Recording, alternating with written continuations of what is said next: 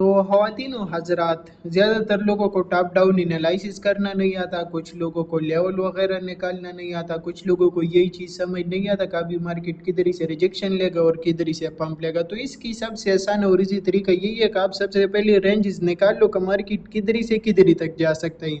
उसके बाद आपने रेंजेस निकाल लिया, सही है। निकालने के बाद किसी ने फिर स्टार्ट से ले लो कि फॉर एग्जांपल मार्केट क्या ही कर रही, तो इधर ही अभी आपको नजर आ रही, इसी तरीके से मार्केट को रीड कर लेना। मार्केट ने लिक्विडिटी स्वीप किया, फिर मार्केट स्ट्रक्चर शिफ्ट दिया, फिर अगेन आया रिजेक्शन ब्लॉक पे, सही है।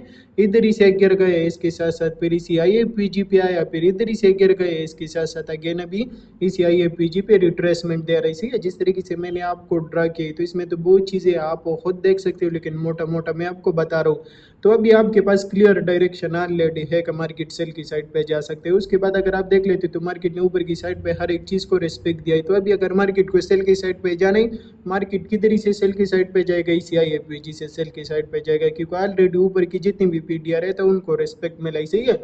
तो फिर आपको क्लियर कट मिल जाता है कि मुझे किधर से ट्रेड देख लेना है। जैसे इसी IFPG पे आ जाता है, आप इधर से रिवर्सल देख लेना, और जैसे रिवर्सल मिल जाते हैं उधर से सेल की पोजीशन और अपोजिट लिक्विडिटी टारगेट। तो सिंपल यही ट्रेडिंग है, सही है। लेकिन अगर कोई आपको प्रॉपर तरीके से समझा दे कि एनालिसिस किस तरीके से किया जाता है, लेकिन आप लोग तो बर्गर ट्रेडरों के पीछे जाते हो तो उनको खुद नहीं आता, तो आपको क्या ही समझा देगा।